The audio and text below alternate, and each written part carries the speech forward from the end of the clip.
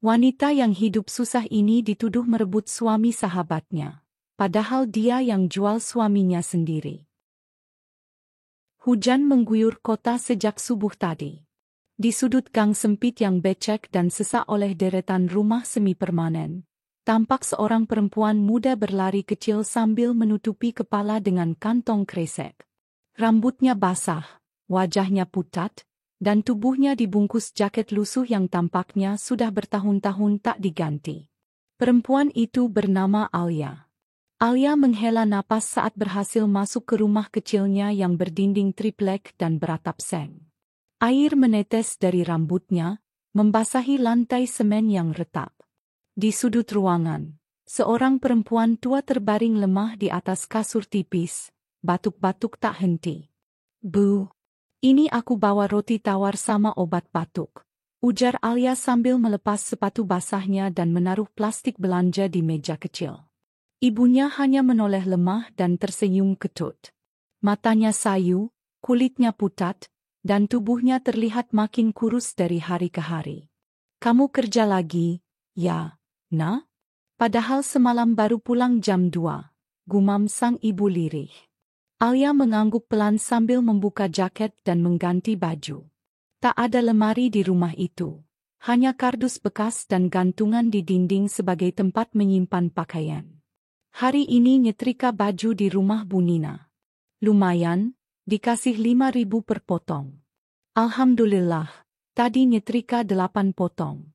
Cuma, hujan gede, aku nggak sempat beli beras, jelas Alia, mencoba tersenyum. Ibunya hanya diam. Wajahnya menunduk, seolah tak sanggup menatap anaknya yang kini banting tulang demi mempertahankan hidup mereka.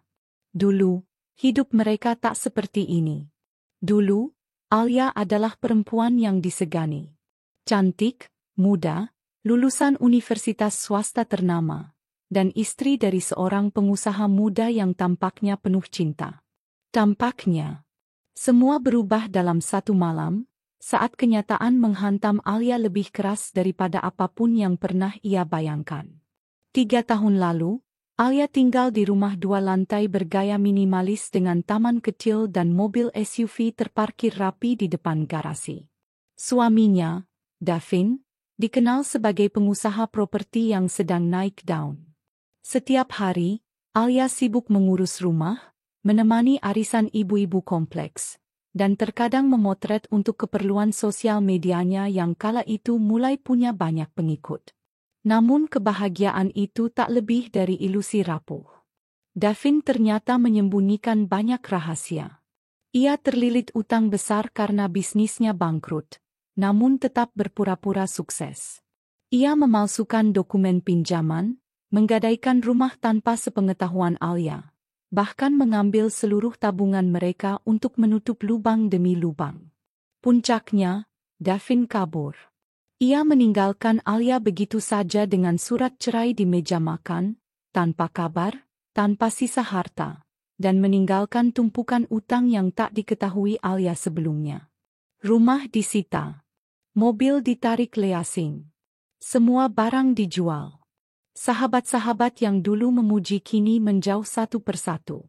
Dan lebih parahnya lagi, semua orang menyalahkan Alia. Katanya dia terlalu sibuk pamer di media sosial, tidak tahu suaminya terlilit utang. Katanya dia istri yang terlalu cuek. Katanya dia pantas ditinggal. Hidup Alia hancur. Kini, Alia adalah seorang janda muda berusia 27 tahun yang tak punya apapun kecuali dirinya sendiri dan ibunya yang sakit. Setiap hari, ia bekerja serabutan. Mulai dari jadi tukang cuci, tukang bersih-bersih, hingga jadi pengantar makanan online jika ada motor pinjaman. Tetangganya mencibir. Beberapa memandang iba. Tapi sebagian besar hanya senang bergosip di balik tembok tipis. Dulu mentang-mentang punya uang, belagu. Sekarang rasain, jatuh miskin. Padahal masih cantik, loh. Tapi ya itu, nasib buruk nggak pandang wajah. Kalimat-kalimat itu terus berdengung di telinga Alia setiap hari. Tapi ia tak peduli. Hidupnya kini hanya untuk satu hal, menyembuhkan ibunya. Setiap kali melihat tubuh ringkih sang ibu yang hanya bisa berbaring, Alia merasa bersalah. Ia merasa tak becus menjadi anak. Ia menyesal telah membiarkan hidup mereka jatuh begitu rendah. Tapi ia tak punya waktu untuk meratapi nasib. Setiap hari adalah perjuangan untuk bertahan. Siang itu, hujan reda. Alia baru saja selesai mencuci baju di rumah Ibu Wati ketika ia melihat secarik kertas jatuh dari pintu rumahnya saat pulang. Matanya menyipit, membaca isi surat itu. Pemberitahuan penagihan ulang. Kepada Alia Pramesti. Terhitung tanggal 12 bulan ini, Anda masih memiliki tunggakan biaya pengobatan atas nama Sri Rahayu sebesar Rp1.450.000. Harap segera melunasi paling lambat tanggal 20, agar pengobatan tidak terputus. Alia tertegun. Tangan gemetar, mulutnya membisu. Tunggakan itu adalah sisa biaya dari pengobatan ibunya bulan lalu. Ia sudah mencicil sebisanya, tapi tetap saja tak cukup. Ya Allah, aku harus cari uang dari mana lagi, bisiknya lirih. Hatinya hancur. Tangis yang ia tahan sejak pagi akhirnya pecah. Ia menangis diam-diam di balik pintu rumah reotnya. Tak ingin ibunya tahu. Tak ingin dunia tahu bahwa hari ini, ia benar-benar lelah menjadi kuat. Malamnya, Alia duduk di atas kasur bersama ibunya. Angin masuk dari celah-celah dinding, membuat tubuh mereka menggigil meski telah diselimuti sarung. Kamu masih ingat temanmu dulu yang namanya? Siapa ya? Nindi? Tanya ibunya tiba-tiba. Alia mengerutkan dahi. Nindi? Iya, anak yang dulu suka datang ke rumah waktu kamu masih kuliah. Cantik. Keluarganya kaya, ya? Alia mengangguk pelan. Iya, Bu. Tapi udah lama banget nggak kontak. Kayaknya dia udah nikah, terus tinggal di Jakarta. Ibunya diam sejenak. Lalu berbisik lirih. Coba kamu cari lagi, ya, siapa tahu dia bisa bantu sedikit. Alia menggigit bibir. Hatinya sakit. Ia tak ingin menjadi orang yang mendekati teman lama hanya karena butuh. Tapi kenyataan memaksanya menelan harga diri berkali-kali. Setelah memastikan ibunya tidur, Alia membuka ponsel jadulnya. Ia masih menyimpan akun media sosialnya meski kini jarang aktif. Dengan koneksi wifi tetangga yang ia pinjam diam-diam, ia membuka Instagram dan mengetik Nindi Prameswari. Akun itu masih aktif, bahkan centang biru. Ratusan ribu pengikut. Feednya dipenuhi foto liburan, pesta, gaun mahal, tas mewah, dan seorang pria tampan yang tampaknya adalah suaminya. Alia menatap layar ponsel itu lama. Matanya panas. Bukan karena iri, tapi karena tiba-tiba ia merasa seperti makhluk asing dari dunia yang dulu pernah ia tempati tapi kini tak lagi miliknya. Dengan tangan gemetar, ia mengetik pesan. Hai, Nindi. Aku Alia. Masih ingat aku enggak? Maaf ganggu. Belum sempat ia lanjutkan, jari-jarinya berhenti. Ia ragu. Ia malu. Tapi kemudian ia ingat wajah ibunya.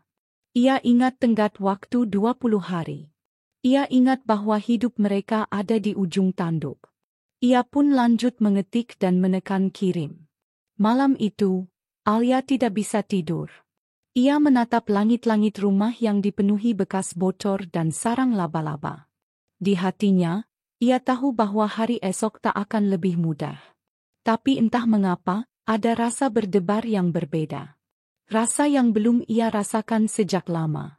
Bukan karena cinta, tapi karena firasat. Firasat bahwa kehidupannya akan berubah. Entah menjadi lebih baik, atau lebih buruk dari hari ini. Dan ia tak pernah tahu, bahwa satu pesan sederhana itu, akan menjerumuskannya ke dalam permainan yang jauh lebih berbahaya daripada kemiskinan. Pagi itu datang dengan langit kelabu. Hujan semalam meninggalkan genangan di jalan setapak depan rumah Alia. Dedaunan masih basah, dan udara terasa lebih dingin dari biasanya. Alia terbangun lebih awal, seperti biasa, namun kali ini ada yang berbeda di dadanya. Sebuah rasa tidak tenang, bercampur harapan tipis-tipis yang membuatnya terus memandangi ponsel tua di tangan. Pesan itu, yang ia kirimkan pada Nindi malam sebelumnya, masih belum dibalas. Alia tahu dirinya tak boleh berharap terlalu banyak. Dunia Nindi kini begitu jauh darinya. Mungkin sahabat lamanya itu bahkan tak akan membaca pesan itu, atau lebih buruk lagi, menghapusnya tanpa sempat melihat siapa pengirimnya. Tapi harapan, betapa kecilnya, tetap menjadi satu-satunya pegangan Alia saat ini. Ia melipat selimut tipis yang digunakan ibunya, mengecek suhu tubuh sang ibu yang masih lemah, lalu mulai bersiap untuk bekerja. Hari ini ia berjanji membantu tetangga menjahit tirai untuk warung baru di ujung gang. Upahnya hanya 30.000, tapi cukup untuk membeli beberapa butir telur dan sebungkus mie instan. Saat ia sedang mengikat rambut dan bersiap pergi, ponselnya bergetar pelan. Alia menoleh cepat, hatinya berdegup lebih kencang dari biasanya. Ia meraih ponsel dan melihat layar. Satu pesan dari Nindi Prameswari. Alia? Ya Tuhan, aku kaget banget kamu menghubungin. Aku ingat banget sama kamu. Kamu kemana aja? Aku sempat cari kabar kamu tapi semuanya menghilang. Nomor kamu juga udah nggak aktif. Kamu lagi di mana sekarang? Alia membaca pesan itu berkali-kali. Tangannya gemetar, dan matanya memanas. Baru kali ini ada seseorang yang tampak benar-benar peduli sejak dunianya runtuh. Ia menatap wajah ibunya, lalu mengetik pelan balasan. Aku sekarang tinggal sama ibu di daerah Cempaka. Kami pindah ke rumah kontrakan kecil. Banyak hal terjadi, Nindi. Aku nggak tahu harus cerita dari mana. Tak butuh waktu lama, Nindi membalas lagi. Kali ini dengan pesan yang lebih panjang, hangat, dan penuh tanda seru. Alia, kamu nggak sendiri. Please, kasih aku alamatmu. Aku mau ketemu. Aku bisa ke sana hari ini, oke? Aku kangen banget dan aku pengen tahu semuanya. Dan begitulah. Siang itu datanglah sebuah mobil mewah berwarna hitam metalik yang berhenti di depan gang sempit tempat Alia tinggal. Semua tetangga langsung berbisik-bisik melihat pemandangan yang tak biasa itu. Seorang wanita cantik turun dari mobil, mengenakan mantel panjang dan sepatu boots mahal. Rambutnya terurai indah, wajahnya bersih dan tersenyum ramah. Sosoknya benar-benar mencolok di lingkungan kumuh itu.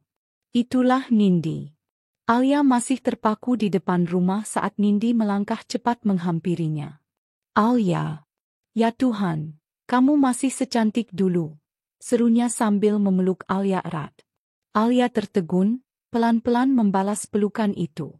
Ada rasa hangat yang menyeruak di hatinya, rasa yang sudah lama tak ia rasakan. Rasa dipedulikan. Nindi mundur sedikit, memandangi wajah Alia dari dekat. Tapi kamu kurus banget, kamu sakit, tanyanya khawatir. Alia hanya tersenyum tipis. Bukan aku, ibuku yang sakit.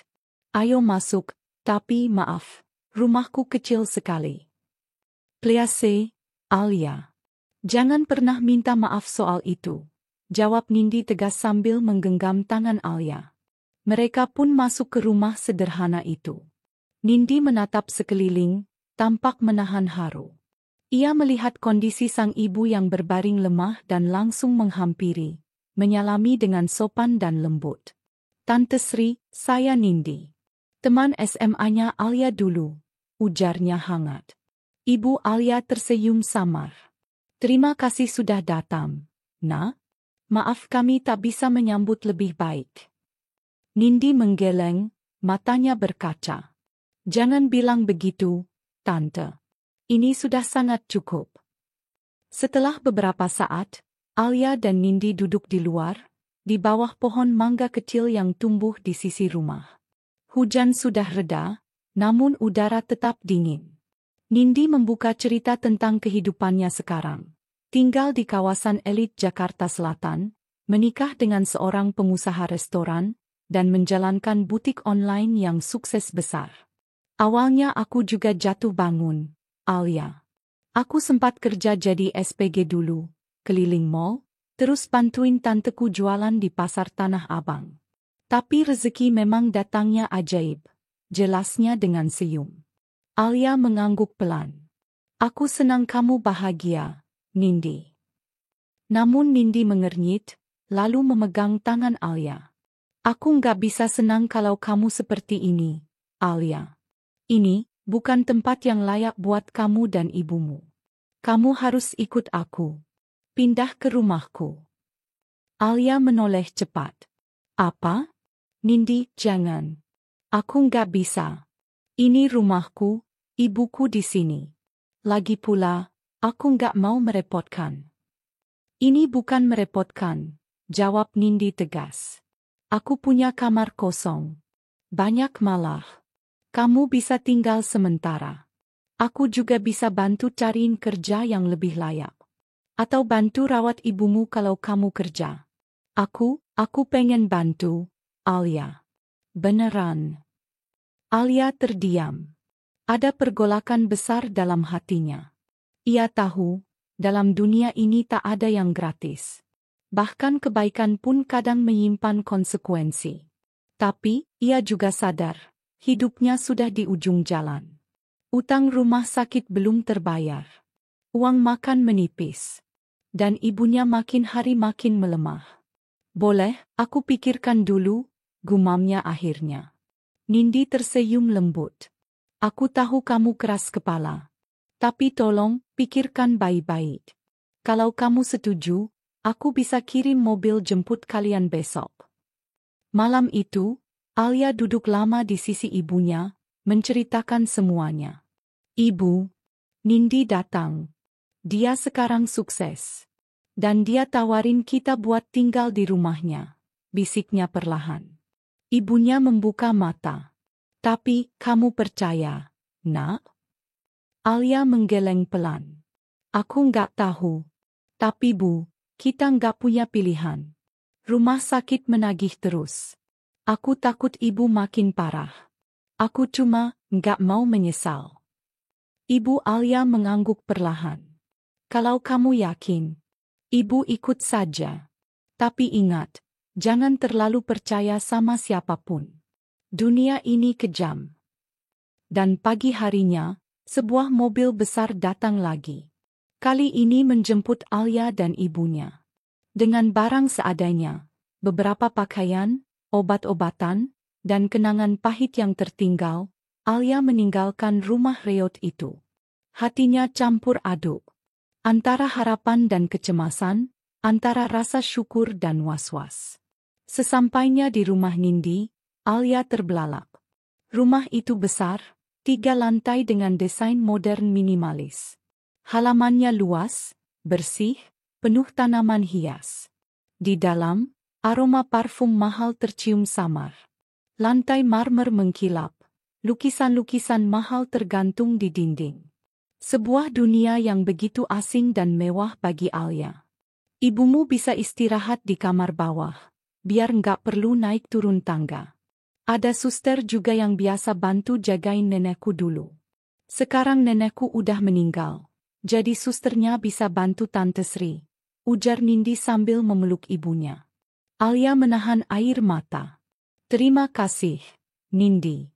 Aku nggak tahu harus bilang apa. Kamu nggak perlu bilang apa-apa. Kita sahabat, Alia. Dan sahabat itu saling bantu, kan? Jawab Nindi dengan senyum hangat. Hari itu berlalu cepat. Alia diberi kamar khusus di lantai 2, lengkap dengan kamar mandi dan lemari pakaian. Untuk pertama kalinya dalam beberapa tahun, ia tidur di kasur empuk dan ruangan hangat. Tapi entah kenapa, matanya sulit terpejam. Di langit-langit kamar yang mewah itu, Alia menatap kosong, mencoba meyakinkan diri bahwa semuanya akan baik-baik saja. Bahwa mungkin, inilah awal baru bagi hidupnya. Tapi di relung hatinya, suara kecil berbisik. Tidak ada bantuan tanpa alasan. Tidak ada dunia yang seramah kelihatannya. Dan malam itu, untuk pertama kalinya, Alia merasa berada di dunia yang sangat indah, namun terlalu sempurna untuk jadi kenyataan. Aku janji nggak akan nyusahin, Nindi, ucap Alia pelan saat koper usangnya diletakkan pelan di sudut kamar tamu yang luas dan mewah. Jauh dari kehidupannya yang sebelumnya begitu sempit dan suram. Ia masih tidak percaya dirinya bisa berada di rumah sebesar ini. Lantai marmer berkilau, tirai tebal warna emas tergantung anggun di jendela-jendela besar. Dan aroma ruangan ini pun harum seperti butik mahal. Nindi tersenyum lebar, matanya berbinar. Alia, mulai sekarang kamu anggap rumah ini rumah kamu juga. Udah nggak usah mikir yang aneh-aneh. Kamu sahabat aku dari dulu, jangan pernah ragu minta bantuan. Alia mengangguk, tapi dalam hatinya masih terasa berat. Ia tahu, tidak ada bantuan yang benar-benar tanpa beban. Tapi di posisi seperti ini, saat satu-satunya yang bisa ia andalkan hanya dirinya sendiri, Alia harus berbesar hati menerima. Hari-hari pertama tinggal di rumah Nindi terasa seperti mimpi. Ia diberi kamar di lantai 2 yang besar, lengkap dengan kamar mandi dalam dan balkon menghadap taman. Pagi hari ia akan membantu menjaga butik Nindi di pusat kota, melayani pelanggan dan merapikan stok barang. Meski tak sepenuhnya terbiasa dengan dunia fashion dan pelanggan elit, Alia belajar cepat. Dia tipe orang yang tidak ingin merepotkan. Dan itu membuat Nindi semakin yakin sudah mengambil keputusan tepat.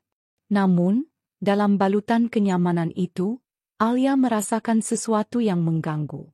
Kejanggalan pertama muncul saat ia makan malam di meja panjang rumah itu. Hanya ada 3 piring. Nindi sibuk dengan ponselnya, tertawa cekikikan membaca komentar di akun Instagramnya. Alia duduk kikuk di seberangnya, sementara Arga, suami Nindi, hanya makan dengan kepala tertunduk, diam tanpa kata. Mas Arga jarang ngomong, ya? Tanya Alia saat hanya mereka berdua berada di dapur. Dan Nindi sudah naik ke lantai atas untuk menerima telepon dari rekan sosialitanya. Arga menoleh sekilas. Wajahnya datar, matanya dingin namun lelah. Nggak ada yang perlu dibicarakan. Jawaban itu membuat Alia kaku. Ia mengangguk pelan, lalu buru-buru kembali ke kamarnya. Sejak saat itu, Alia mulai mengamati lebih dalam. Setiap pagi Nindi keluar rumah dengan mobil mewah, berpakaian glamor dan wangi parfum mahal. Sementara Arga hanya duduk di ruang kerja kecil di lantai bawah, membaca koran atau menatap kosong layar laptop. Tidak ada percakapan hangat, tidak ada tawa pasangan. Bahkan saat makan malam pun, mereka duduk berjauhan. Tak ada saling tatap. Tak ada sentuhan. Apa mereka sedang bertengkar? Pikir Alia suatu malam. Ia tidak berani bertanya. Bukan urusannya. Tapi diam-diam hatinya merasa tidak tenang. Suatu sore saat butik sudah mulai sepi, Alia duduk di sudut sambil menyusun ulang rak tas. Nindi sedang di ruangan belakang, dan tak lama kemudian keluar sambil berbicara di telepon. Suaranya terdengar manja. Sayang, nanti malam jadi ya? Aku bosan banget di rumah. Jangan sebut-sebut Arga, dia udah kayak patung hidup. Nggak penting, ucapnya tertawa kecil. Oke, nanti aku jemput kamu. Biar nggak kelihatan. Alia kaget. Ia berpura-pura sibuk menyusun barang, tapi jantungnya berdegup cepat. Apakah yang ia dengar barusan benar? Siapa yang Nindi ajak bicara? Kenapa dia menyebut Arga tidak penting? Keesokan harinya, saat Nindi pergi sejak pagi dan belum pulang hingga malam, Alia terbangun karena suara gemerisik dari dapur. Ia turun perlahan dan menemukan Arga sedang menuang teh ke cangkir, sendirian. Ia tampak sangat letih, dengan mata sembab dan rambut yang acak-acakan. Mas Arga belum tidur? Tanya Alia pelan, tidak ingin mengejutkannya. Arga menoleh pelan. Kali ini tidak ada sinis, tidak ada dingin. Justru sebaliknya, dia terlihat rapuh. Kadang aku nggak tahu lagi apa arti rumah ini buatku, gumam Arga, setengah berbicara pada dirinya sendiri. Dulu kupikir aku membangun keluarga. Tapi ternyata hanya dinding-dinding kosong yang indah, tanpa isi. Alia terdiam. Ia duduk perlahan di meja dapur, menatap pria itu dengan perasaan campur aduk. Maaf, aku nggak seharusnya dengar, ujarnya, merasa tak enak. Arga menggeleng pelan. Nggak apa-apa. Kadang berbicara pada orang asing lebih mudah daripada pada istri sendiri. Aku bukan orang asing, Mas. Aku sahabat Nindi. Tapi aku juga perempuan. Dan aku bisa melihat, rumah ini terlalu sunyi untuk dua orang yang seharusnya saling mencintai. Arga menatap Alia dalam-dalam. Sekilas, Alia melihat ada luka yang sangat dalam di sana. Luka yang selama ini ditutup rapat oleh kesunyian. Aku dan Nindi sudah jauh sejak lama, ujar Arga pelan. Dia berubah. Bukan lagi perempuan sederhana yang dulu ku nikahi. Sekarang yang penting buat dia hanya citra, sosialita, dan, entahlah, mungkin seseorang selain aku. Alia merasakan napasnya tercekat. Jadi benar. Ada sesuatu yang salah. Nindi yang selama ini tampak sempurna dan glamor, ternyata menyimpan banyak retakan dalam rumah tangganya. Beberapa hari berikutnya, suasana semakin dingin. Nindi semakin sering keluar rumah, bahkan tak jarang pulang dini hari. Arga tetap diam, seperti sudah terbiasa. Alia semakin sering merasa bersalah tinggal di rumah ini. Ia ingin keluar, namun tak punya tempat lagi untuk pergi. Suatu malam, Nindi pulang dalam keadaan mabuk. Ia tertawa sendiri. Sepatu hak tingginya dilepas asal di ruang tamu. Alia membantu memapahnya ke kamar. Nindi masih sempat bergumam. Hidup enak itu nggak harus sama orang yang sama. Arga cuma beban. Untung dia nggak cerewet, katanya sambil tergelak. Alia hanya bisa menghela napas. Keesokan paginya, Nindi bangun seperti biasa dan bersikap seolah malam itu tidak pernah terjadi. Tapi buat Alia, semua itu membekas dalam-dalam. Hari demi hari berlalu. Alia mulai mendapatkan simpati dari pegawai butik lain, yang diam-diam mengaku sering melihat Nindi pergi bersama pria berbeda. Mereka bilang, Arga dulu sempat sukses dengan bisnis properti, tapi bangkrut karena ditipu orang. Sejak saat itu, posisi Arga di mata Nindi berubah. Ia tak lagi dihargai sebagai suami, hanya dianggap beban. Suatu sore, butik sedang sepi dan hanya Alia yang berjaga. Tiba-tiba Arga datang, membawa sekotak makanan. Aku tahu kamu belum makan siang, ujarnya pelan. Jangan sampai kayak Nindi, lupa caranya jadi manusia. Alia terdiam. Tangannya gemetar saat menerima kotak itu. Mas Arga, kenapa melakukan ini? Arga tersenyum kecil. Karena kamu satu-satunya yang masih peduli di rumah itu. Kalimat itu menggema di benak Alia selama berhari-hari. Ia mulai merasa takut. Bukan hanya karena situasi yang rumit, tapi karena hatinya sendiri mulai bergetar setiap kali Arga menatapnya. Ia tahu ini salah. Sangat salah.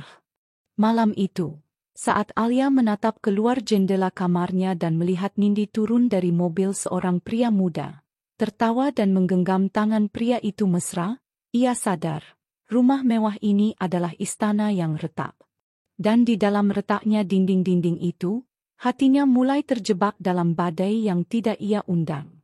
Alia duduk termenung di tepi ranjang. Tangannya meremas ujung bantal seolah ingin menahan gemuruh yang meledak dalam dadanya. Apa yang ia lihat malam tadi masih berputar-putar di benaknya. Nindi turun dari mobil pria lain, tertawa mesra, dan masuk ke rumah tanpa rasa bersalah. Rumah ini, rumah mewah yang di matanya dulu begitu sempurna, kini terasa seperti panggung sandiwara yang menyesakkan. Semua kepura-puraan itu perlahan terkuak. Dan ia merasa seolah menjadi penonton dari tragedi yang tidak diinginkannya.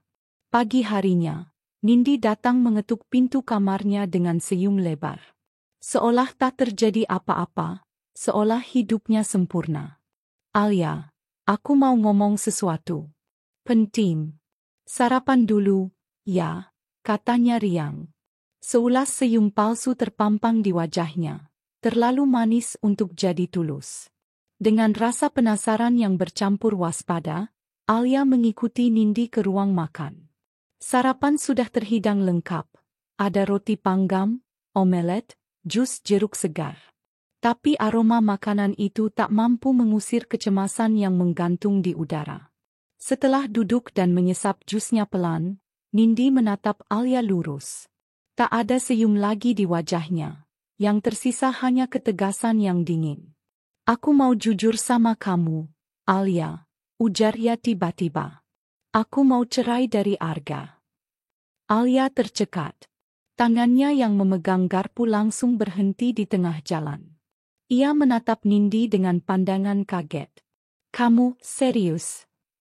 Nindi mengangguk santai, seolah membicarakan rencana liburan.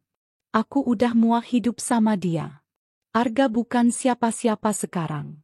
Bisnisnya bangkrut, keluarganya nggak bisa bantu, dan dia makin lama makin menyebalkan.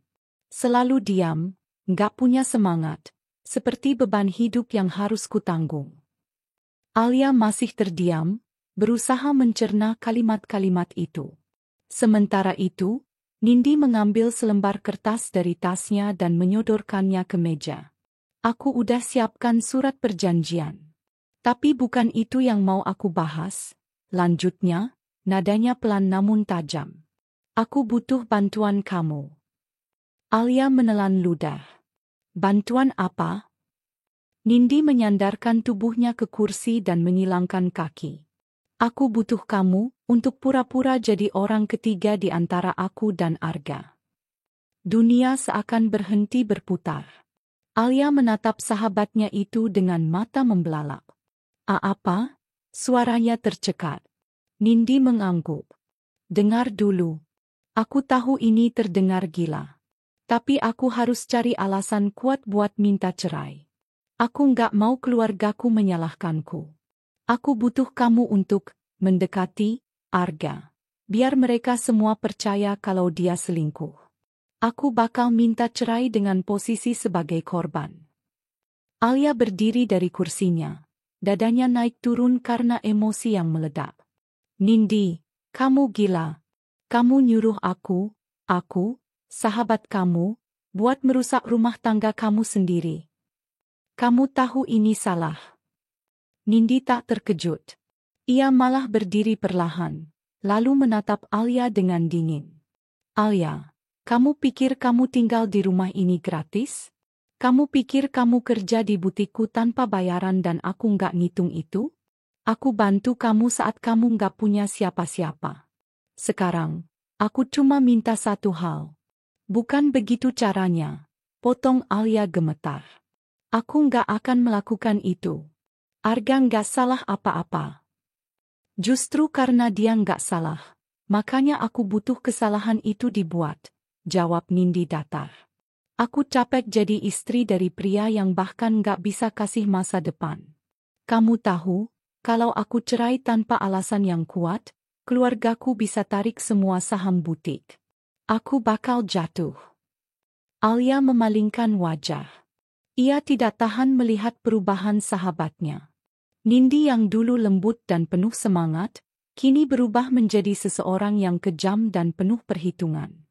Alia, suara Nindi melembut, tapi tetap licik. Kamu mau selamanya hidup miskin? Di sini kamu bisa dapat semua yang kamu mau.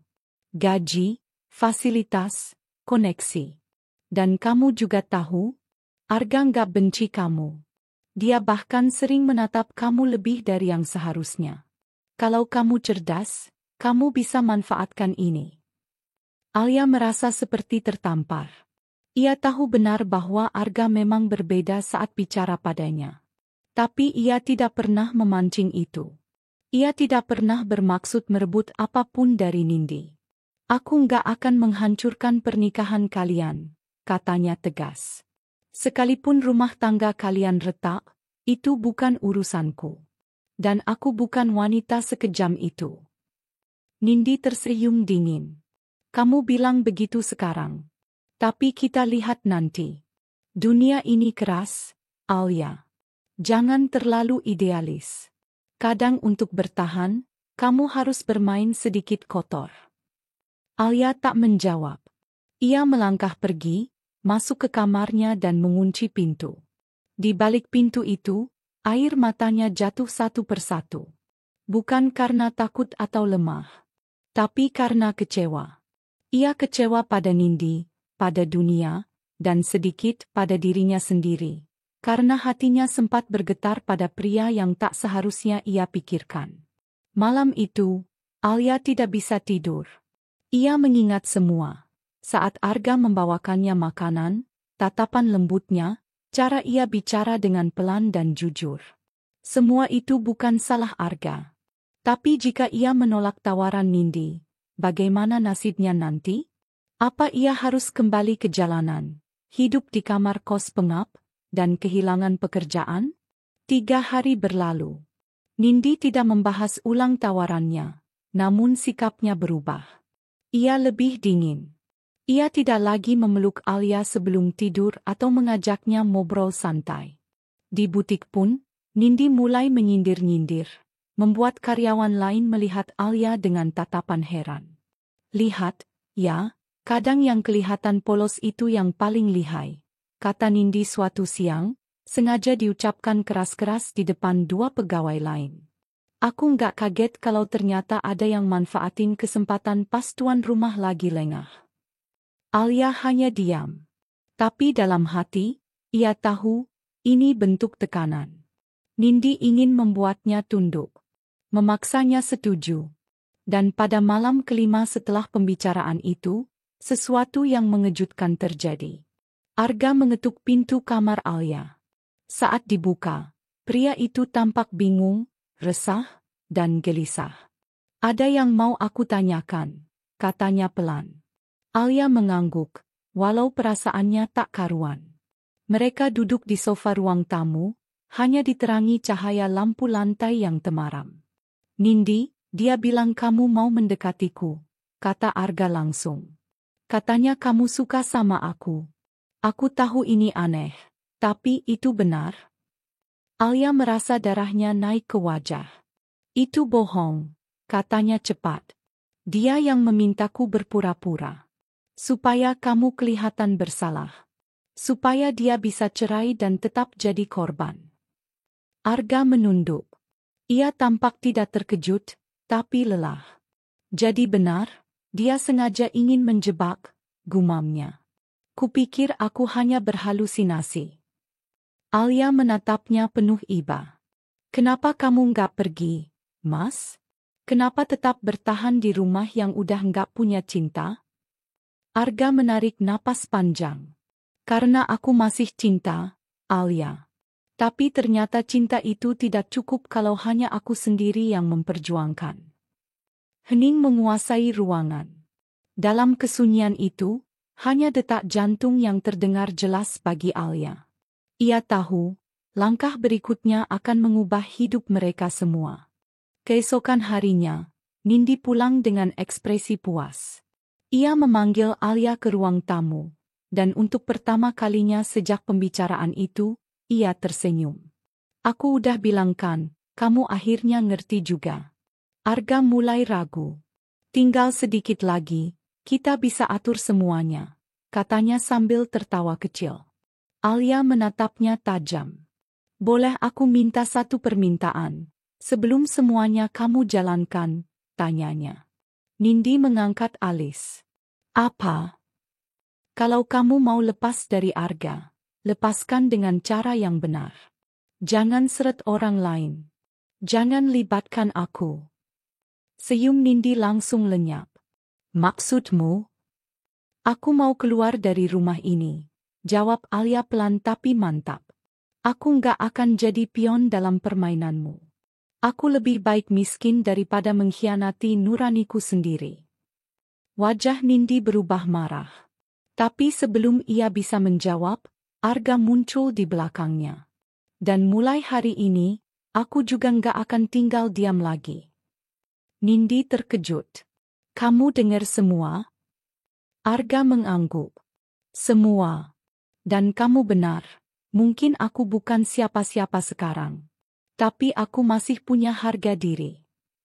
Hari itu, rumah megah itu tak lagi senyap. Ada suara perpisahan yang menggema. Ada langkah kaki Alia yang pergi tanpa membawa harta, tapi membawa sesuatu yang lebih berharga, integritas. Dan untuk pertama kalinya sejak lama, Alia merasa bebas. Alia mulai goyah dan tak bisa membohongi perasaannya sendiri. Setiap tatapan Arga yang penuh perhatian, setiap senyumnya yang tulus, perlahan mengikis dinding kebencian dan ketidakpercayaan yang selama ini Alia bangun. Ia bukan pria dingin seperti yang sering digambarkan Nindi dengan nada sarkastik. Ia juga bukan suami yang kasar atau cuek. Arga justru sangat bersahaja. Dia memperhatikan detail kecil yang bahkan Nindi sekalipun mungkin tak pernah peduli. Seperti bagaimana Alia lebih menyukai teh melati dibanding kopi. Atau bagaimana ia kerap menyelipkan selimut ke tubuh Alia saat mereka lembur desain sampai larut malam. Hal-hal kecil itu justru yang paling menyesakkan. Karena dalam setiap perlakuan lembut Arga, Alia merasa sedang jatuh. Dan itu bukan bagian dari rencana. Awalnya, Alia masih mengingat tujuan awalnya. Mendekati Arga demi memenuhi permainan kotor yang diajukan Nindi. Tapi semakin hari, semuanya menjadi kabur. Niatnya bukan lagi untuk memancing Arga agar terlihat seperti pria selingkuh. Ia benar-benar menikmati kebersamaan mereka. Dan itu menakutkan. Maaf kalau aku terlalu banyak bicara soal kerjaan, kata Arga suatu malam, saat mereka selesai rapat desain untuk proyek butik Nindi. Kamu pasti bosan, ya? Alia tertawa kecil, menunduk, menyembunyikan rona pipinya yang mulai memerah. Enggak kok, Mas. Aku justru senang. Baru kali ini aku merasa suaraku didengar. Arga menatapnya sejenak. Tatapan yang terlalu lama untuk sekadar basa-basi, tapi terlalu singkat untuk bisa ditafsirkan lebih jauh. Namun bagi Alia, tatapan itu menyimpan sesuatu yang hangat. Sesuatu yang membuatnya merasa dihargai, diakui, dicintai. Alia, suara Arga menembus lamunannya. Kalau kamu capek atau tidak nyaman kerja bareng aku, bilangnya. Aku nggak mau kamu ngerasa terpaksa. Alia menggeleng cepat. Aku nggak terpaksa, Mas. Justru, aku senang bisa kerja bareng Mas Arga. Dan di detik itulah, Alia tahu bahwa batas telah dilanggar. Ia tak lagi membohongi dirinya sendiri. Hatinya sudah berpihak. Dan yang lebih buruk, dia tahu ini adalah jalan yang menuju kehancuran. Tapi kenapa rasanya begitu manis? Keesokan harinya, Nindi datang ke apartemen dengan aura yang berbeda. Senyum liciknya kembali merekah, seolah sudah mencium perubahan sikap Alia. Ia membawa 2 tiket liburan ke Bali dan langsung menaruhnya di meja makan seolah itu barang receh. Kalian berdua butuh liburan, ucap Nindi ringan. Hitung-hitung merayakan kesuksesan proyek butik yang sebentar lagi launching. Alia menegang. Maksudnya, aku dan Mas Arga? Ya iyalah, jawab Nindi dengan tatapan menyelidik. Sekalian lebih dekat. Kamu tahu kan, kamu harus buat dia jatuh cinta. Harus ada bukti kalian berselingkuh. Aku butuh alasan buat mengakhiri pernikahan ini tanpa disalahkan. Alia menunduk. Ia tahu ini salah. Tapi mulutnya terkunci, seperti ada beban berat yang menekan dadanya. Ia tidak tahu lagi cara menolak tanpa membuka semua rahasia yang sudah terlanjur ia simpan rapat-rapat. Kalau kamu bisa buat dia lengket sama kamu, dan aku punya cukup bukti, aku janji akan kasih kamu modal buat hidup baru. Gaji besar. Hidup mewah. Bebas dari miskin. Tambah Nindi dengan nada menghasut. Kenapa kamu nggak jujur aja ke keluarga besar? Bilang kamu nggak bahagia, lirih Alia, berusaha meraih sisa-sisa logika. Nindi tertawa pendek. Alia, kamu masih polos banget ya. Aku ini menantu emas di keluarga besar. Cerai itu harus ada alasan, supaya aku tetap di pihak yang benar. Dan kamu bisa bantu aku dapat alasan itu. Alia diam. Kepalanya menunduk, tapi dalam hatinya perang sudah pecah. Ia merasa seperti gadis kecil yang terjebak di antara dua jurang. Yang satu penuh kemiskinan, yang satu penuh dosa. Hari keberangkatan tiba lebih cepat dari yang ia duga. Arga sempat menolak liburan itu, merasa tak pantas berdua-duaan dengan asisten pribadi istrinya sendiri. Tapi Nindi pandai membujuk. Ia bahkan membuat alasan bahwa Alia perlu relaksasi karena sudah bekerja keras. Dan dengan berat hati, Arga setuju. Di villa tepi pantai yang mewah, suasana begitu tenang. Tapi hati Alia gelisah. Malam pertama mereka di sana, Arga bersikap sopan seperti biasa. Ia memesan 2 kamar terpisah dan memastikan Alia merasa nyaman. Kamu jangan anggap aku ini cowok yang sok suci, ya, ucap Arga saat makan malam. Aku cuma nggak mau ada gosip aneh. Aku tahu kamu perempuan baik, dan aku harus jaga itu. Kata-katanya seperti cambuk bagi Alia. Perempuan baik. Tapi kenyataannya, ia adalah perempuan yang menjebaknya secara perlahan, tanpa Arga sadari. Air mata menggenang di pelupuk matanya. Malam itu, Alia menangis dalam diam.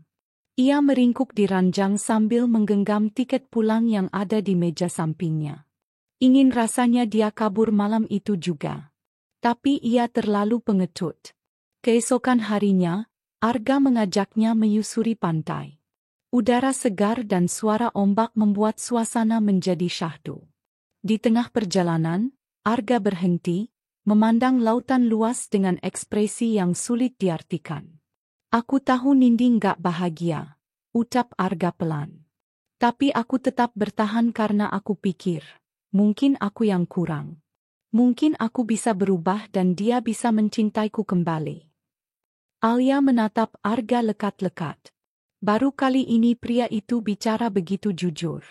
Aku capek jadi orang yang terus disalahkan, lanjut Arga.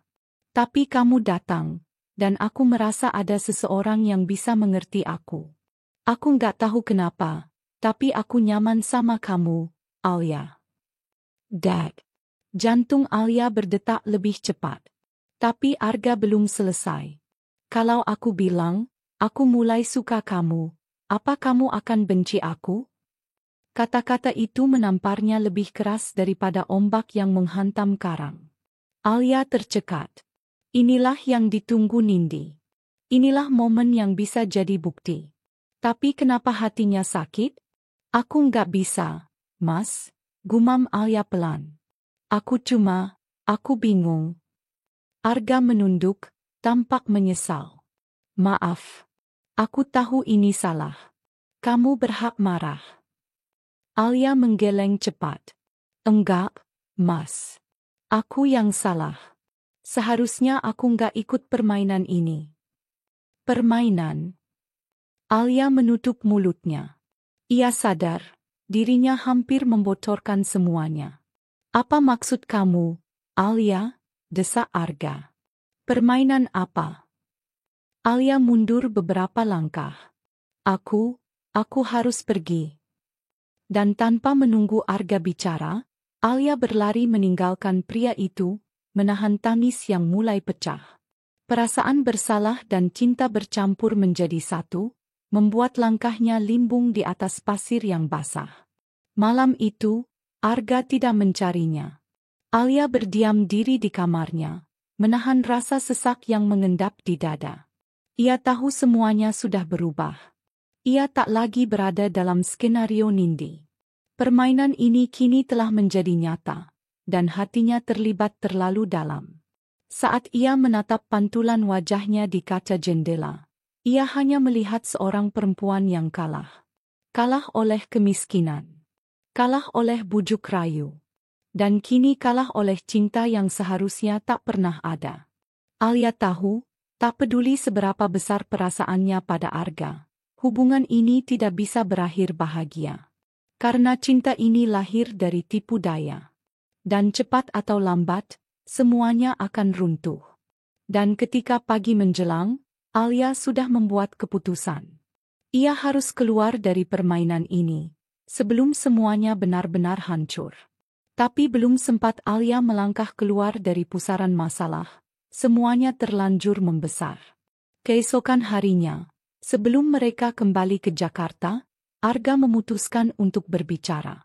Tatapan matanya tajam, penuh keteguhan yang sebelumnya belum pernah Alia lihat.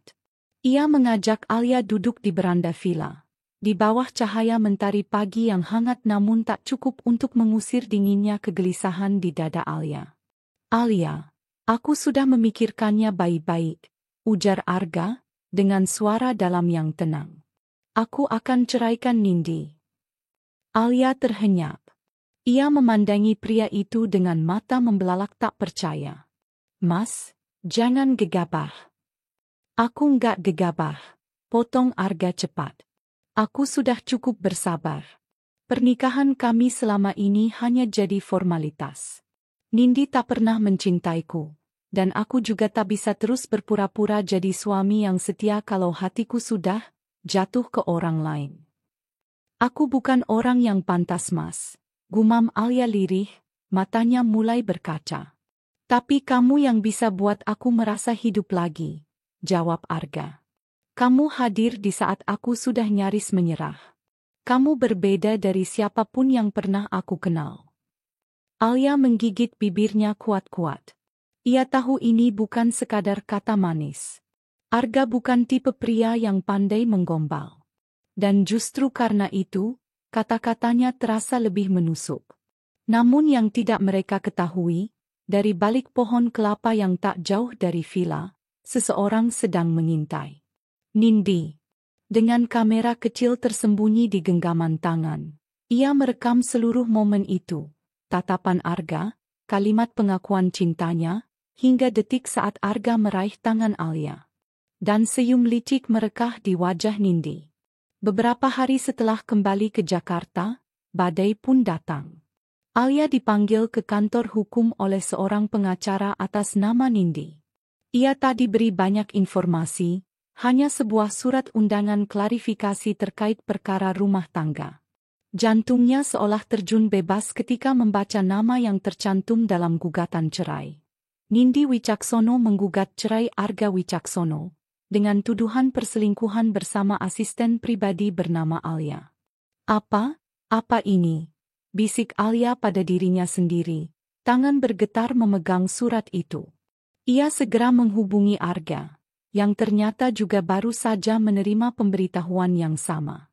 Suara Arga di telepon terdengar kalut, namun tetap berusaha tenang. Alia, tenang dulu. Aku akan selesaikan ini, ujar Arga. Aku yang akan hadapi semuanya. Namun malam itu, semuanya menjadi lebih buruk. Nindi mengunggah cuplikan video pendek ke media sosial pribadinya, disertai caption bernada menyindir. Saat kau merawat luka dalam pernikahan, mereka justru merajut cinta di belakangmu. Video itu menampilkan Arga dan Alia yang sedang duduk berdua di villa. Saat Arga mengucapkan kata-kata, aku akan ceraikan Nindi, dan hatiku sudah jatuh ke orang lain. Komentar pun meledak. Warganet dengan cepat mengambil kesimpulan, menyebut Alia perebut suami orang, menyebut Arga pengkhianat. Nama mereka menjadi perbincangan hangat di media sosial. Bahkan beberapa media gosip mulai memuat berita dengan judul sensasional, bos kaya tertangkap basah berselingkuh dengan asistennya sendiri. Alia menangis di dalam kamarnya. Ia tak pernah menyangka permainan yang dimulai dari kesepakatan rahasia kini menjadi bumerang yang menghantam dirinya habis-habisan. Ia tak bisa keluar rumah. Ia dihujat, difitnah, bahkan keluarganya di kampung ikut dikirimi pesan penuh caci maki. Sementara itu, Arga menatap layar ponselnya dengan rahang mengeras. Dia sudah rencanakan semua ini, desisnya. Dari awal. Beberapa hari kemudian, Arga mendatangi rumah keluarga Nindi untuk membicarakan proses cerai secara baik-baik. Tapi seperti yang sudah ia duga, Nindi memainkan perannya dengan sempurna di depan keluarganya. "Aku wanita yang tersakiti, Mas," ujar Nindi sambil menitikkan air mata buaya. "Aku sudah bertahun-tahun bertahan, tapi Mas Arga malah mengkhianati aku dengan asisten sendiri." "Jangan pura-pura, Nindi," potong Arga, suaranya mulai meninggi. "Kamu yang suruh Alia dekati aku. Kamu yang atur semua ini. Jangan berani balikkan cerita." "Mana buktinya?" tantang Nindi, tersenyum tipis. Arga membeku. Ia tahu, semua percakapan dan rencana mereka memang tak pernah direkam. Nindi sangat licik dan tahu betul cara membersihkan jejak. Sementara bukti yang dia punya hanyalah pesan-pesan samar yang tidak bisa membuktikan keterlibatan Nindi secara langsung. Dan karena video yang diunggah Nindi sudah menyebar luas, pengadilan pun mulai condong ke pihak Nindi. Arga bisa saja kalah telak. Dan yang lebih menyakitkan, nama Alia akan terus dicemarkan sebagai wanita perusak rumah tangga. Hari persidangan pun tiba. Alia duduk di sudut ruang sidang dengan kepala tertunduk. Ia tak mampu menatap banyak mata yang mengarah padanya, penuh kebencian dan tuduhan. Sementara Nindi duduk dengan rapi di samping pengacaranya, tampak anggun dan menyedihkan dalam waktu bersamaan. Sosok wanita terluka yang sedang memperjuangkan haknya. Semua skenario itu berjalan sesuai rencana. Arga duduk di bangku tergugat dengan tatapan tenang namun penuh ketegasan. Ia sempat menatap Alia sekilas, lalu menghela napas panjang sebelum akhirnya berkata di hadapan hakim. "Yang mulia, saya mengakui bahwa saya punya perasaan terhadap Alia. Tapi saya juga ingin menyampaikan bahwa perasaan itu tumbuh setelah bertahun-tahun saya terjebak dalam pernikahan yang tidak sehat. Saya bukan pria sempurna, tapi saya tidak akan membiarkan Alia dijadikan tumbal dari konflik rumah tangga saya dan Nindi." Hakim menatap Arga tajam. "Saudara mengakui hubungan emosional dengan staf istri Anda?" "Ya.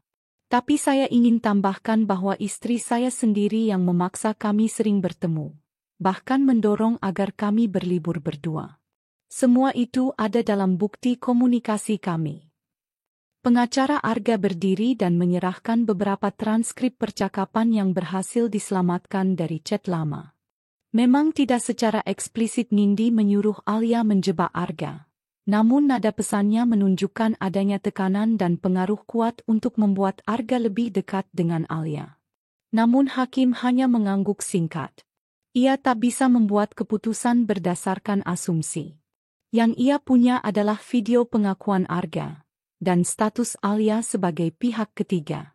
Persidangan ditunda untuk pengambilan keputusan. Dan selama masa tunggu itu, dunia Alia runtuh lebih dalam. Suatu malam, Alia memberanikan diri datang ke rumah Arga. Ia berdiri di depan pintu, menggenggam map berisi surat pengunduran dirinya. Saat Arga membuka pintu, tatapan mereka saling bertemu, dan untuk pertama kalinya, Alia menatapnya dengan mantap. "Aku mau pamit, Mas," ucap Alia pelan. Arga menatap surat itu lalu menatap wajah Alia. "Kenapa?" "Karena aku nggak bisa hidup dalam bayang-bayang skandal. Namaku sudah rusak, keluargaku malu, dan aku lelah, Mas. Ini bukan hidup yang aku mau. Alia, aku masih butuh kamu di sini. Tapi aku nggak bisa, Mas. Cinta kita lahir dari kebohongan. Dan sekarang semuanya jadi luka yang nggak akan sembuh," katanya. Air mata mulai mengalir pelan. "Aku harus pergi sebelum luka ini makin dalam." Arga hanya bisa berdiri membeku, menatap punggung Alia yang semakin menjauh, membawa serta semua yang pernah mereka bangun dalam diam. Beberapa minggu berlalu. Nindi resmi menyandang status janda, dan ia kembali aktif di media sosial, seolah tak pernah terjadi apa-apa. Ia menjual citra sebagai wanita kuat yang mampu bangkit dari pengkhianatan. Sementara Arga hidup dalam keheningan. Ia berhenti tampil di publik, jarang keluar rumah, dan menyerahkan semua urusan bisnis pada timnya.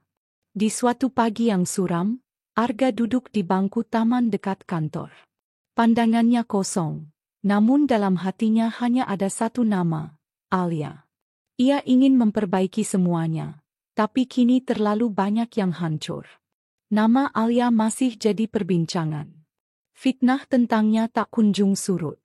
Namun di tengah kehancuran itu, Arga menemukan kembali rekaman CCTV pribadi dari villa tempat mereka menginap. Ia tak sengaja menyimpan salinan rekaman itu di hard disk eksternal pribadinya. Saat ia memutarnya, ia terperangah. Terlihat sosok Nindi mengintip dan mengatur posisi kamera dari belakang pohon. Terlihat pula ia tersenyum puas setelah Arga dan Alia pergi meninggalkan beranda. Itu bukti, gumam Arga. Ini bukti. Ia segera membawa video itu ke pengacaranya dan mempersiapkan gugatan balik. Kali ini bukan untuk membatalkan perceraiannya, tapi untuk membersihkan nama Alia. Ini bukan sekadar luka, ini pengkhianatan yang akan kubayar lunas, desis Nindi, menatap video di layar ponselnya yang kini telah tersebar luas. Tangannya gemetar, bukan karena ragu, tapi karena amarah yang telah membuncah tak terbendung. Dalam video berdurasi 1 menit itu, terlihat jelas Arga dan Alia tengah berpelukan mesra di sebuah resort mewah. Lengkap dengan suara Arga yang mengakui bahwa cintanya untuk Nindi telah lama mati. Dan kini, dunia tahu. Media sosial meledak seperti bom waktu. Nama Alia Kurniawati menjadi trending topik. Warganet menyerangnya tanpa ampun. Julukan, pelakor kelas kakap, sahabat pengkhianat, dan perusak rumah tangga, membanjiri kolom komentar di setiap unggahan yang menyebut namanya. Tak hanya netizen biasa, bahkan beberapa selebgram dan akun gosip pun ikut menyeret nama Alia, menyoroti kisahnya yang dulu dipuja karena kesederhanaan, tapi kini dicaci karena dianggap tak punya hati. Sementara itu, Nindi duduk tenang di butik miliknya yang kini ramai bukan hanya karena koleksi terbarunya, tapi karena kisah hidupnya yang dianggap bak sinetron. Para pelanggan datang bukan sekadar untuk belanja, tapi untuk bertemu langsung dengan wanita yang dikhianati namun tetap elegan. Kak Nindi kuat banget ya, kalau aku yang diselingkuhin sahabat sendiri, pasti udah ngamuk-ngamuk, ujar salah satu pelanggan sambil mengambil selfie bersamanya. Nindi tersenyum samar, dalam hatinya tetap menyimpan bara. Ini bukan tentang kuat, tapi tentang membalas. Ia sudah terlalu banyak disakiti. Dikhianati oleh suami bisa ia terima, tapi dihancurkan oleh sahabat sendiri? Itu tak bisa dimaafkan. Sejak video itu beredar, Nindi memang belum menggelar konferensi pers. Ia hanya memberi satu pernyataan di akun Instagramnya, "Aku tidak akan bicara banyak. Biarlah video itu menjawab segalanya. Terima kasih atas semua doa dan dukungan. Aku baik-baik saja, dan akan terus berdiri." Namun diamnya Nindi justru menjadi senjata. Ia dianggap sosok perempuan kuat yang memilih tidak membalas dengan kata-kata, tapi dengan tindakan. Sebaliknya, Alia, dunia seolah tak memberinya ruang bernapas. Akun media sosialnya dibanjiri hujatan. Ia menonaktifkan komentar, lalu akhirnya memilih menutup semua akun miliknya. Di tengah tekanan itu, Alia mengurung diri di rumah. Matanya bengkak karena menangis. Ia merasa tercekik dalam fitnah yang menurutnya tak sepenuhnya benar. "Aku bukan pelakor. Aku cinta sama Arga, kami saling mencintai." Nindi tahu pernikahannya sudah mati sejak lama. Teriak Alia frustasi, memeluk ibunya yang hanya bisa menatap penuh iba. Namun siapa yang peduli pada sisi Alia? Dunia sudah memihak Nindi. Dan Arga? Sejak video itu viral, ia seperti menghilang. Perusahaannya sedang mengalami tekanan besar akibat citra buruk yang menimpa dirinya. Beberapa klien besar memilih mundur. Bahkan sahamnya merosot drastis dalam 2 hari terakhir. Di sebuah stasiun televisi, Nindi duduk anggun mengenakan busana rancangan butik miliknya. Ia diundang dalam program talk show bertema, Sahabat Pengkhianat, Istri yang Tegar. Sang pembawa acara, yang dikenal tajam dan sensasional, memuji ketenangannya. Nindi, kamu luar biasa. Netizen sampai menyebut kamu ikon perempuan tangguh. Tapi bolehkah kami tanya, apa kamu benar-benar tidak tahu hubungan Alia dan Arga sebelum video itu? Nindi tersenyum simpul. Saya tahu rumah tangga saya tak sempurna. Tapi saya tidak pernah menyangka kalau yang mengkhianati saya adalah sahabat saya sendiri. Seorang sahabat yang saya percaya 100%. Lalu, mengapa kamu merekam mereka? Saat itu saya sudah curiga. Jadi saya ikuti mereka ke resort itu. Dan ketika saya melihat sendiri kebenarannya, saya tahu, sudah waktunya saya berhenti bertahan untuk pernikahan yang hanya saya perjuangkan sendiri. Tepuk tangan pun menggelegar. Kamera menyorot wajah Nindi yang terlihat bersinar. Seolah-olah inilah babak baru dalam hidupnya. Sebaliknya, wajah Alia terus muncul di layar sebagai pelengkap berita. Dengan mata sembab, penuh rasa malu, dan tak bisa membela diri karena semua bukti sudah terlanjur menyudutkannya. 3 hari kemudian, Alia memberanikan diri muncul di publik. Ia memilih memberikan klarifikasi di sebuah kanal YouTube dengan pembawa acara yang dikenal netral. Dengan suara gemetar, Alia berkata, "Aku tidak akan menyangkal, aku dan Arga memang dekat. Tapi semua terjadi karena cinta itu tumbuh. Bukan karena aku merebut dia dari Nindi." Namun pengakuan itu justru memicu kemarahan netizen. Jadi lo bangga ngambil suami sahabat sendiri? Kalau udah jatuh cinta, ya tahu diri dong. Bilang aja haus perhatian. Komentar-komentar itu makin brutal. Bahkan beberapa orang mendatangi toko kecil Alia dan melemparkan telur busuk di depannya. Tetangga mulai menggunjing. Teman-temannya menjauh. Sementara itu, Nindi makin naik daun. Undangan talk show, tawaran kerjasama, bahkan kontrak eksklusif sebagai brand ambasador sebuah produk skincare datang bertubi-tubi. Ia seperti Phoenix yang bangkit dari api. Lebih cantik, lebih kuat, dan lebih menginspirasi. Namun di balik gemerlap sorotan, Nindi menyimpan sesuatu. Di ruang kerja pribadinya, ia menatap sebuah folder rahasia di laptopnya. Di dalamnya ada beberapa rekaman lain, yang belum ia sebar ke publik. Rekaman percakapan Arga dan Alia yang membuktikan bahwa hubungan mereka sudah berjalan cukup lama. Bahkan sebelum Nindi dan Arga mengalami masalah rumah tangga. Namun ada satu bagian dalam rekaman itu yang belum pernah ia sebutkan. Bagian di mana Alia berkata, "Kalau Nindi tahu, aku nggak takut. Dia terlalu sibuk dengan popularitasnya. Arga butuh cinta, bukan pameran hidup di media sosial." Nindi mengingat ucapan itu dan tertawa kecil. "Jadi selama ini aku yang salah karena sukses?"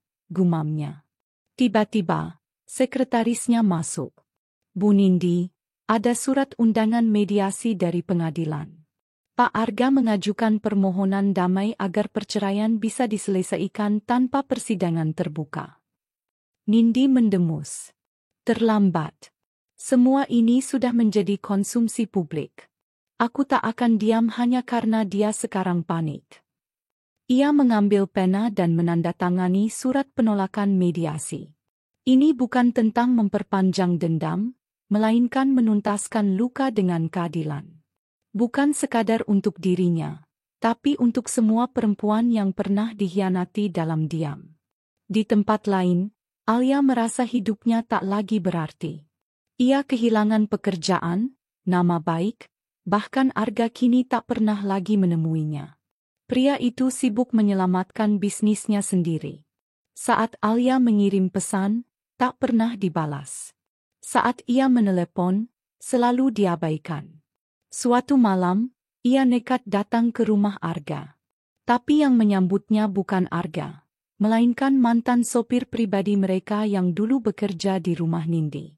"Maaf, Mbak Alia. Pak Arga sedang di luar negeri." "Sudah seminggu," katanya. Alia tertegun. "Di luar negeri?" Tanpa bilang-bilang, sopir itu mengangguk. "Mungkin, dia juga mau menghindari semua ini, Mbak. Banyak wartawan cari dia." Malam itu, Alia berjalan pulang dengan langkah gontai.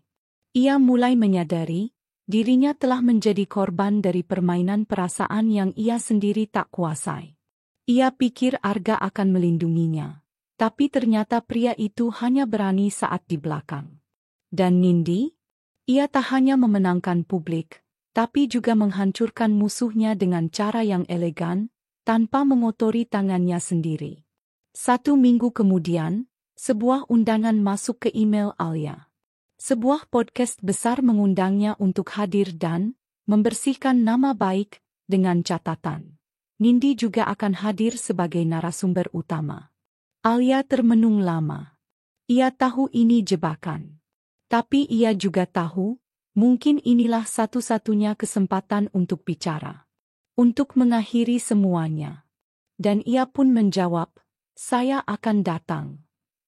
Namun Arga tetap berdiri di sisinya, menggenggam tangan Alia seerat mungkin, seolah tidak akan membiarkannya jatuh lagi meski dunia telah lebih dulu melemparkan batu kepadanya. "Percayalah, Alia. Aku tidak akan membiarkan mereka menyakiti kamu lagi," ucap Arga lirih, namun syarat dengan tekad yang kuat. Di tengah gemuruh pemberitaan yang menghancurkan reputasi Alia, hanya suara Arga yang terdengar seperti jangkar yang menahannya agar tidak tenggelam dalam lautan fitnah. Sore itu, mereka duduk di ruang keluarga bersama Ibu Arga, yang sejak kemarin tidak henti-hentinya menatap Alia dengan rasa bersalah. Wajah wanita paruh baya itu tampak letih, tapi ada ketegasan yang perlahan muncul dari sorot matanya. Setelah sekian lama memilih diam dan menyaksikan anaknya diseret oleh permainan licik istrinya sendiri, kali ini dia tak ingin tinggal bungkam. "Alia, aku tahu semuanya," ucap Ibu Arga pelan. "Aku tahu kamu bukan pelakor seperti yang dituduhkan orang-orang. Aku yang salah. Selama ini aku memilih diam karena aku pikir itu akan menyelamatkan pernikahan Arga dan Nindi. Tapi ternyata aku hanya membiarkan kamu dikorbankan." Alia menatap wanita itu dengan mata berkaca. Ia tidak pernah menyangka akan mendengar pembelaan dari Ibu Arga yang selama ini terlihat netral. Apalagi kata-kata itu diucapkan dengan tulus, bukan karena terpaksa. Ibu Arga melanjutkan dengan suara bergetar. "Nindi, dia memang sudah lama berniat menceraikan Arga. Bahkan sebelum video itu tersebar, dia sudah beberapa kali menyiratkan bahwa dia tidak mencintai Arga lagi. Tapi dia selalu menundanya karena belum bisa mendapatkan bagian dari harta warisan keluarga yang terikat dengan status pernikahan mereka." Arga menghela napas panjang, menunduk dalam-dalam seolah baru menyadari betapa bodohnya ia telah bertahan dengan seseorang yang hanya melihatnya sebagai alat. "Dia menunggu waktu yang tepat," Ibu Arga menambahkan. "Dan ketika dia tahu kedekatanmu dengan Alia, dia melihat celah. Dia menciptakan skenario seolah kamulah penyebab keretakan rumah tangganya. Padahal semuanya sudah lama hancur, hanya menunggu untuk diakui." Alia menutup wajahnya dengan kedua tangan. Rasanya semua ini seperti mimpi buruk yang belum juga berakhir.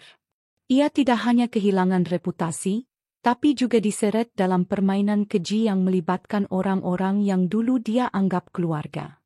"Dia memanfaatkan kamu, Alia," Arga berkata tegas. "Supaya orang-orang tidak melihat bahwa dialah dalang sebenarnya.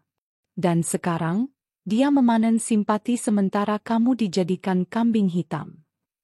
Alia menggigit bibir bawahnya, menahan emosi yang mengaduk dalam dada. "Aku tidak peduli lagi dengan apa kata orang. Tapi rasanya sesak saat tahu orang yang dulu aku percaya sebagai sahabat justru yang menusukku dari belakang." Beberapa hari kemudian, sebuah wawancara eksklusif Nindi ditayangkan di salah satu stasiun televisi swasta. Dengan dandanan elegan dan raut wajah seolah penuh luka, Nindi duduk di hadapan kamera dan kembali membahas pengkhianatan sahabatnya yang merebut suaminya.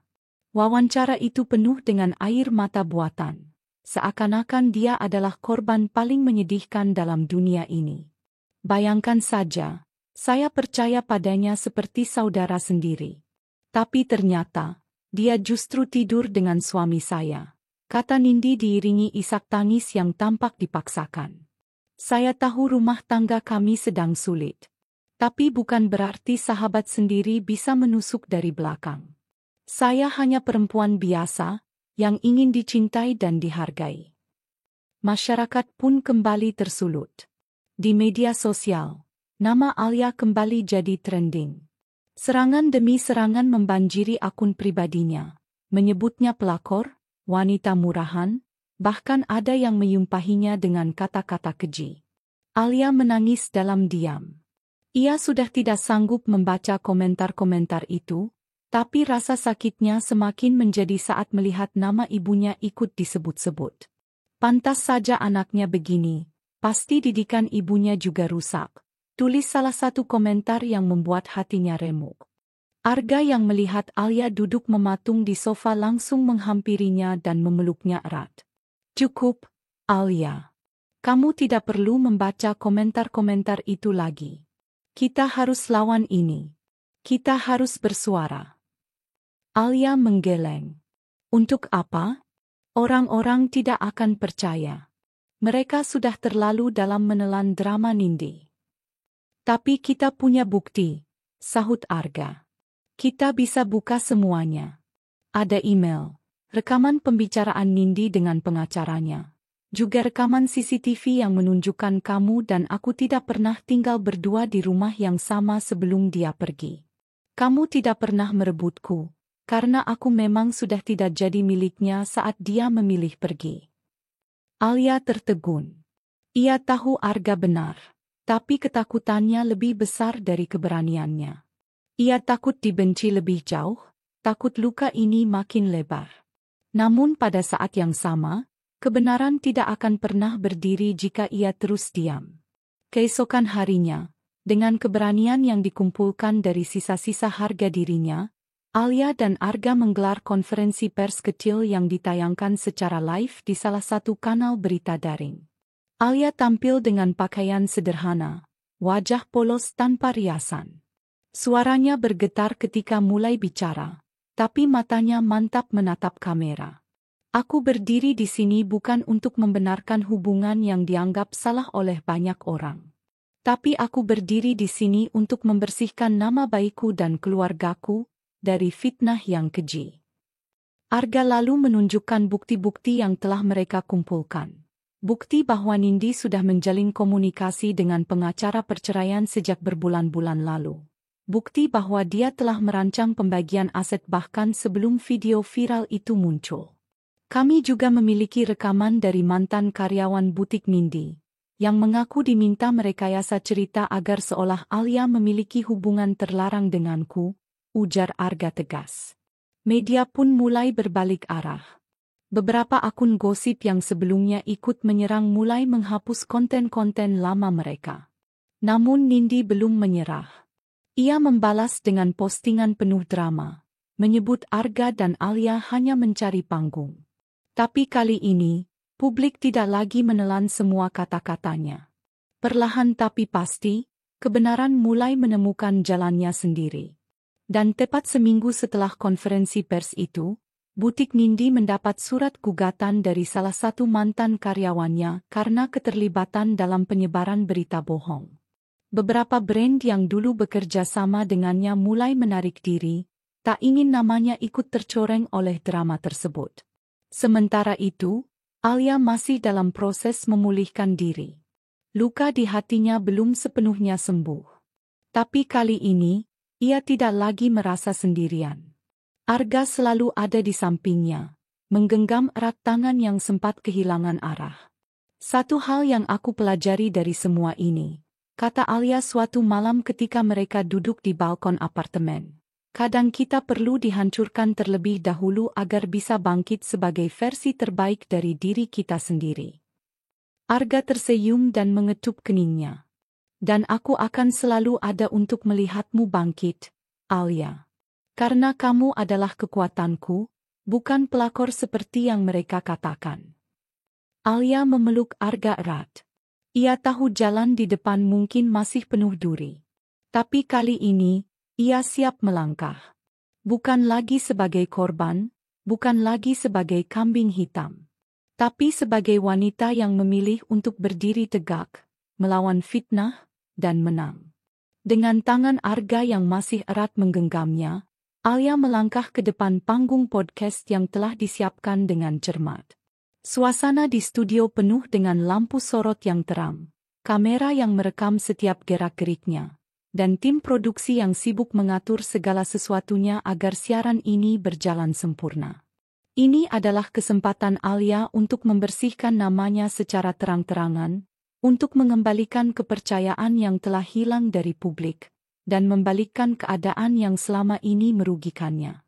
Ketika mikrofon dinyalakan dan siaran dimulai, Alia menarik napas panjang, mencoba menenangkan detak jantung yang berdetak begitu cepat.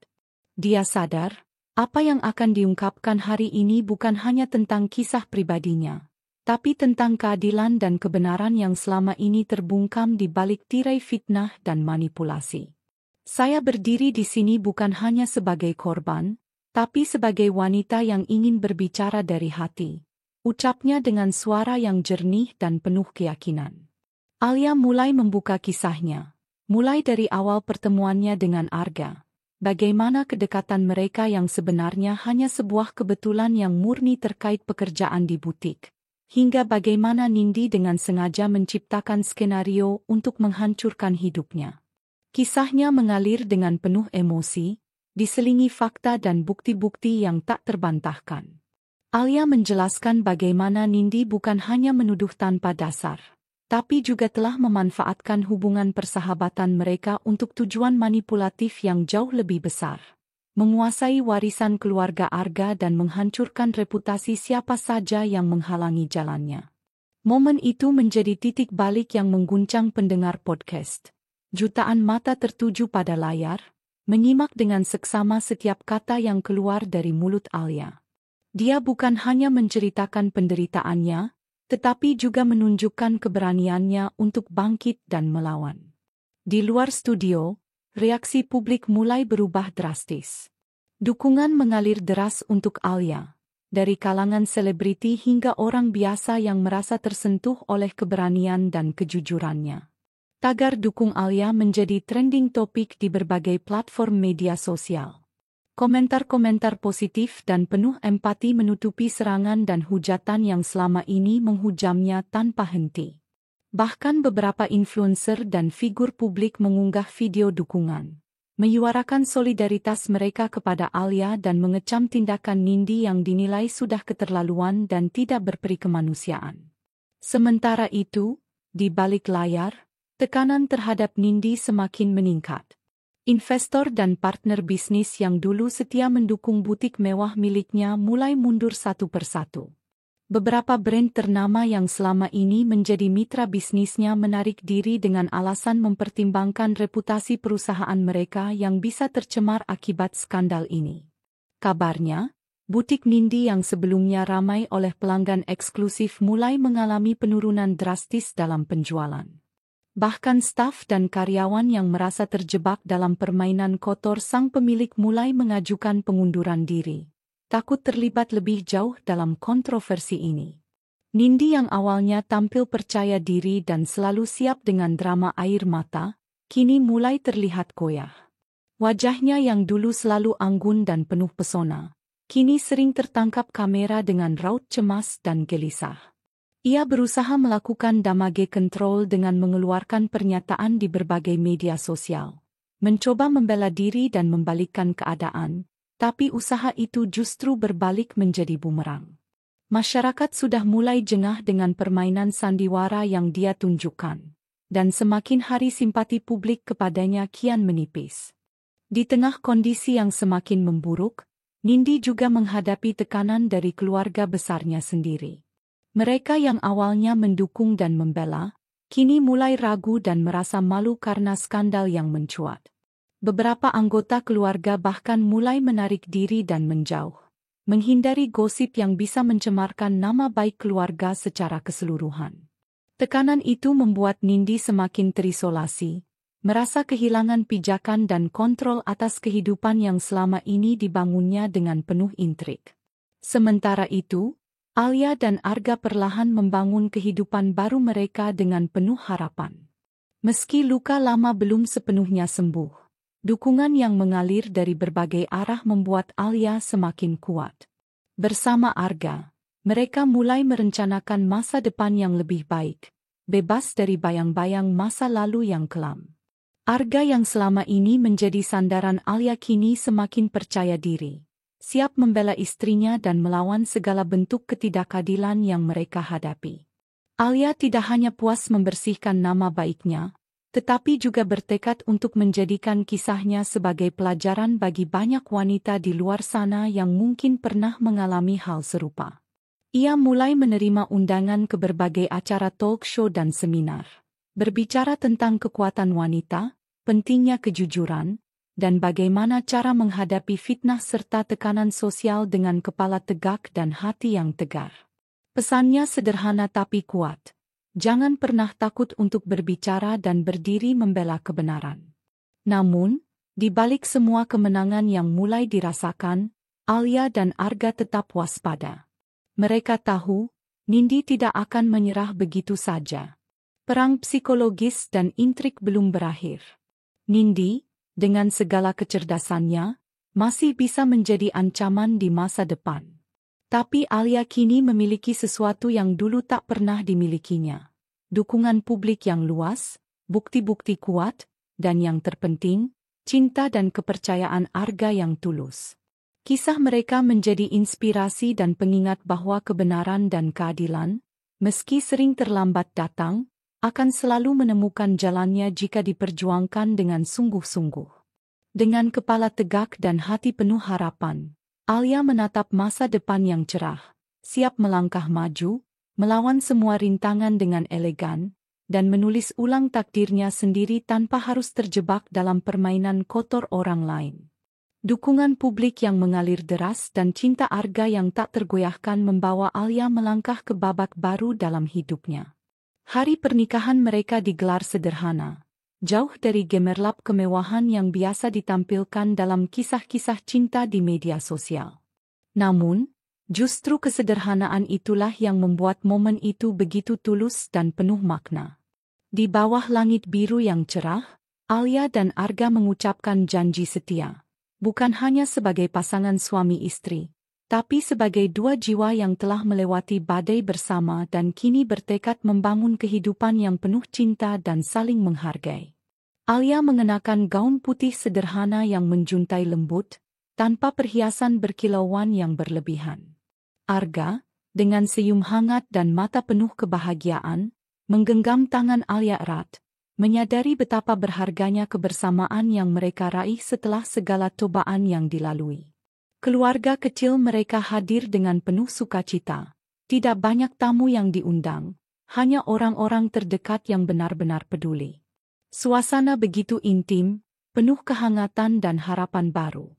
Sementara itu, jauh dari kebahagiaan Alia dan Arga, kehidupan Nindi mengalami kehancuran yang perlahan tapi pasti. Butik mewah yang dulu menjadi kebanggaannya kini harus tutup satu persatu cabangnya karena kehilangan kepercayaan investor dan pelanggan setianya.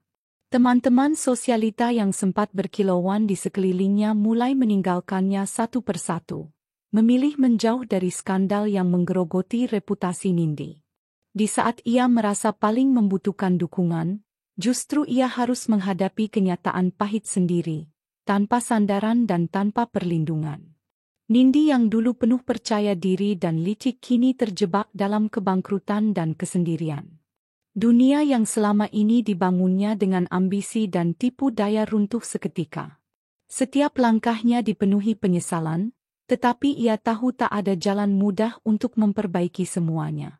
Kehidupan baru yang harus ia jalani kini jauh dari kemewahan dan kekuasaan yang dulu dimilikinya. Ini adalah konsekuensi dari semua tindakan yang pernah ia ambil. Sebuah pelajaran keras tentang kejujuran dan integritas yang terlambat disadari. Di sisi lain, Alia dengan tenang membuktikan kepada dunia bahwa ia bukanlah pelakor yang selama ini dicap kepadanya. Ia adalah korban yang diperalat oleh orang yang dulu dianggap sahabat. Tapi kini, dengan kepala tegak dan hati yang penuh kedamaian, Alia memilih untuk hidup bermartabat.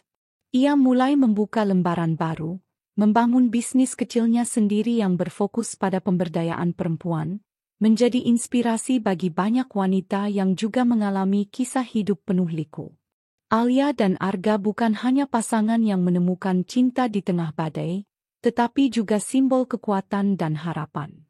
Mereka mengajarkan bahwa cinta yang sejati bukan tentang kemewahan atau status, tapi tentang saling menghargai, mendukung, dan berjuang bersama melewati segala rintangan. Dalam kesederhanaan dan ketulusan itulah mereka menemukan kebahagiaan yang selama ini mereka cari. Cerita ini berakhir bukan dengan kebencian atau dendam, melainkan dengan pengampunan dan pembelajaran. Alia memilih untuk melangkah maju tanpa menyimpan rasa sakit yang berlarut, sementara Arga menjadi penopang yang selalu ada di sisinya. Bersama, mereka membuktikan bahwa cinta yang layak diperjuangkan adalah cinta yang mampu menyembuhkan luka dan membuka jalan menuju masa depan yang penuh harapan. Dan di balik semua itu, satu pesan kuat tersirat. Dalam hidup ini, siapapun bisa jatuh ke dalam permainan orang lain, tapi yang terpenting adalah bagaimana kita bangkit kembali, memegang teguh martabat, dan memilih jalan yang benar, jalan cinta dan kebenaran. Setelah mengikuti perjalanan Alia dan Arga, ingatlah bahwa hidup ini penuh liku dan ujian. Tapi jangan pernah biarkan kegelapan mengalahkan cahaya dalam diri kita.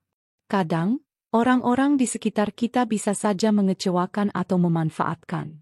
Tapi yang paling penting adalah bagaimana kita bangkit dengan penuh keberanian, menjaga hati tetap kuat, dan memilih jalan yang benar tanpa kehilangan martabat. Percayalah, setiap luka adalah pelajaran, setiap kesulitan adalah kesempatan untuk tumbuh, dan setiap cinta sejati akan menemukan jalannya meskipun dunia berusaha memisahkan. Jangan pernah takut untuk memaafkan dan melangkah maju, karena di sanalah kebahagiaan sejati menanti. Terima kasih sudah setia mengikuti cerita ini sampai akhir. Semoga kisah Alia dan Arga memberi inspirasi dan kekuatan bagi kalian semua. Sampai jumpa di cerita berikutnya. Tetap semangat, dan jaga hati selalu. Salam hangat.